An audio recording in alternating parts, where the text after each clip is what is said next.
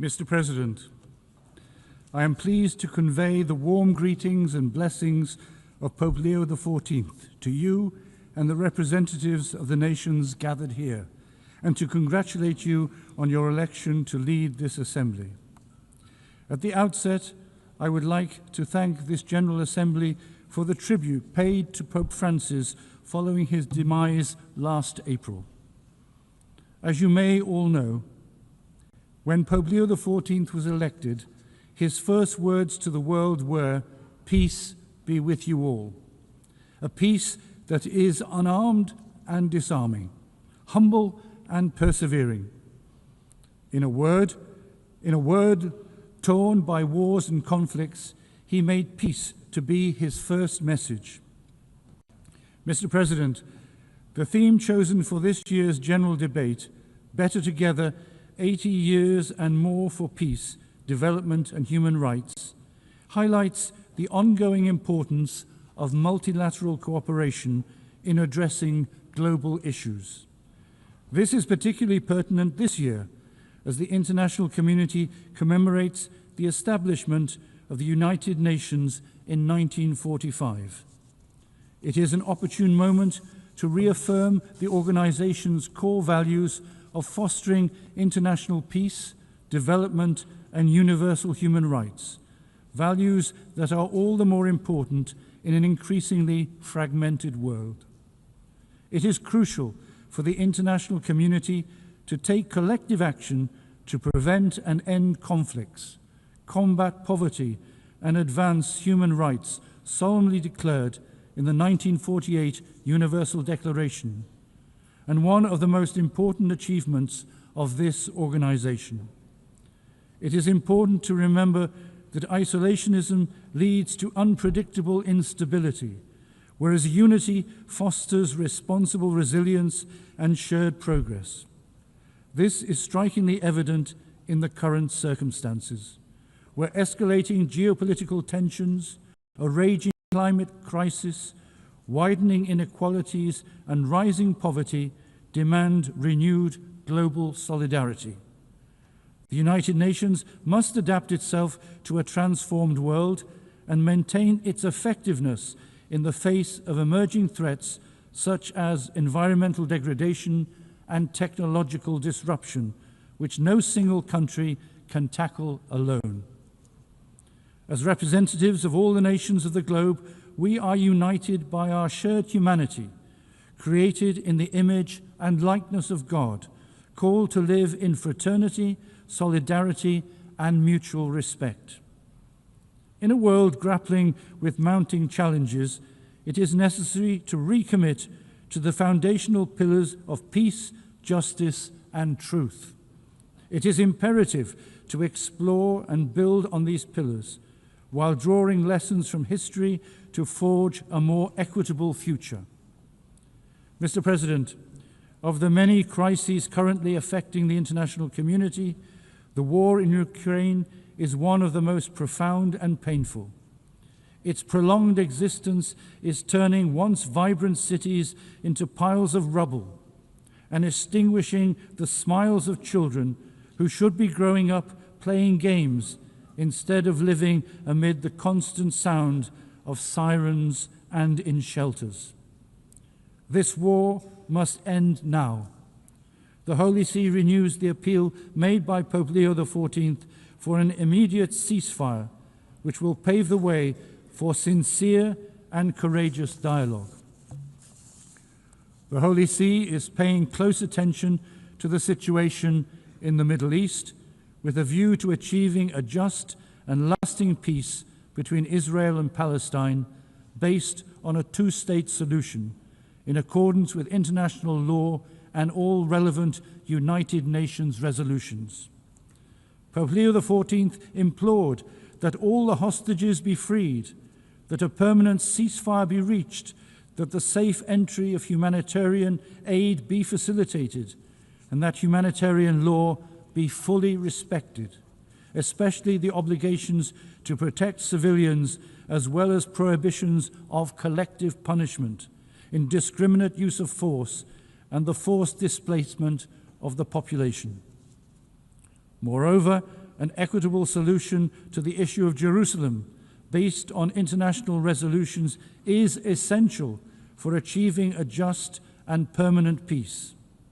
Any unilateral decision or action which alters the special status of Jerusalem and the status quo is morally and legally unacceptable.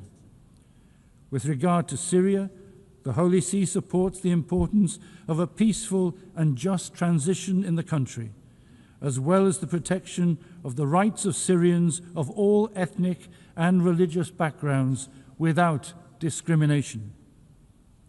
The instability afflicting many African states generates profound and interconnected challenges. In this scenario, the Sahel, Cabo Delgado, and some areas of the Horn of Africa emerge as zones of instability. In fact, the jihadist threat, endemic poverty, illicit trafficking, the climate crisis, and internal conflicts converge in a spiral that puts the lives of millions of people at risk, despite the efforts of local governments. In the face of these challenges, the resilience of African communities, especially young people, remains an essential resource that must be supported with targeted investments in education, health, infrastructure, and inclusive governance models. More than ever, a coherent and lasting commitment by the international community is essential to support African countries on their path to stability, peace, and economic development. The deterioration of the situation in Eastern Democratic Republic of Congo is a source of concern for the Holy See. The provinces of Ituri, North Kivu, and South Kivu are experiencing ethnic tensions, violence perpetrated by rebel groups, armed clashes, serious human rights violations, and disputes over the exploitation of natural resources. The Holy See welcomes the signing of the Comprehensive Peace Agreement between the DRC and the M23 armed group, as well as the peace agreement signed by the Congolese and Rwandan foreign ministers, which aims to end the decades of fighting in the East. The Alliance Democratic Forces carried out a brutal terroristic attack on a church in Komanda, Ituri, resulting in the death of more than 40 worshippers. The withdrawal of MONUSCO raises questions about its ability to fulfill its mandate and address ongoing challenges. It is essential to strengthen the support of the international community and diplomatic and political mediation efforts to ensure that the parties fulfill their commitments and find a stable and appropriate solution to the ongoing situation. The fratricidal conflict in Sudan is also a source of grave concern. The Holy See strongly renews its appeal for an immediate cessation of hostilities and the commencement of genuine negotiations, the only means by which all Sudanese people can forge a future of peace and reconciliation. The Holy See is monitoring developments in South Sudan closely and is calling on all political actors to commit to the path of dialogue and collaboration and to implement the 2018 peace agreement with sincerity and responsibility as the foundation for building a peaceful and just coexistence. In many parts of the world, particularly in Latin America, drug trafficking is corroding societies and causing extreme violence. The Holy See is deeply concerned about this complex phenomenon, which is often linked to unresolved social issues in different countries. Alongside joint efforts by states to combat drug trafficking, the Holy See emphasizes the importance of investing in human development, such as education and job creation, to prevent people from unwittingly becoming involved. The Holy See is also worried about the rising tensions in the Caribbean Sea and is calling for restraint to prevent any actions that could destabilize the coexistence between nations and undermine international law. The dramatic situation in Haiti is also being closely followed by the Holy See. The country is plagued by violence of all kinds, human trafficking, forced exile, and kidnappings. The Holy See hopes that with the necessary and concrete support of the international community, the social and institutional conditions can be created to enable Haitians to progress towards peace and security. The Holy See is paying close attention to the situation in Nicaragua and hopes that religious freedom and other fundamental rights of individuals and society will be adequately guaranteed. The Holy See reiterates the need for sincere, respectful, and constructive engagement in dialogue aimed at finding solutions that will foster peace and harmony in the country. Turning to Southeast Asia, numerous situations of instability and conflict are further exacerbating long-standing humanitarian concerns. In Myanmar, 4.5 years of internal conflict have left the local population devastated. In this situation of enduring conflict, transnational crime is on the rise. Recent investigations suggest that there are tens, if not hundreds of thousands of trafficked individuals in these centers, located primarily along the borders between Myanmar, Thailand, China, Cambodia, and Laos. Only by the concerted efforts of the international community can transnational crime be adequately addressed. The Holy See is closely following developments in the Western Balkans, particularly in Bosnia and Herzegovina.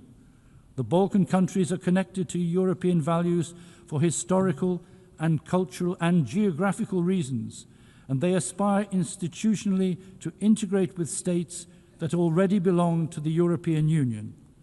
The Holy See maintains that the historical and current issues affecting the region can only be resolved through dialogue and collaboration. The Holy See, while acknowledging the peace agreement between Armenia and Azerbaijan signed in August, invites the two countries to continue on the path of reconciliation in order to achieve stable and lasting peace in the South Caucasus.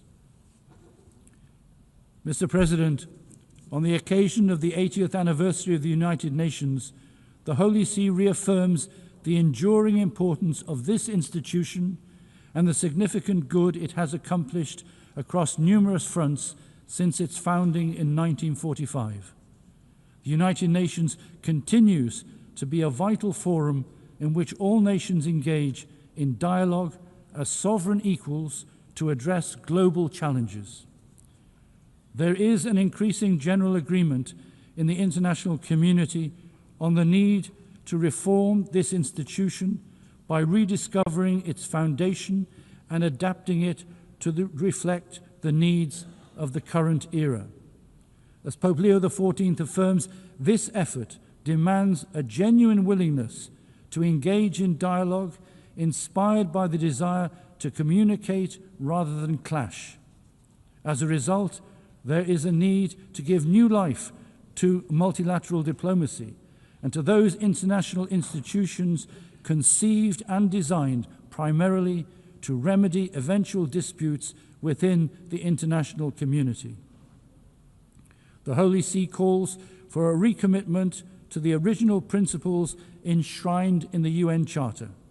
It is important to resist the temptation to replace these foundational commitments with new ideas or programs that risk diluting the UN's mission.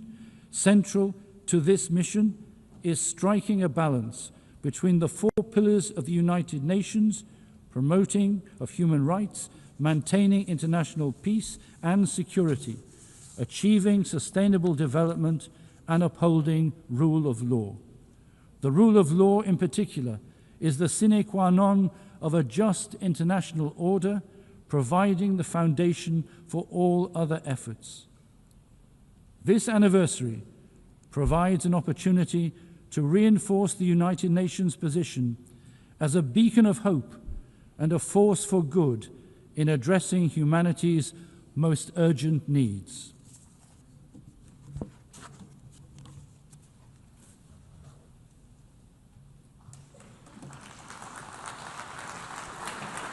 I thank the Secretary for Relations with States of the Holy See.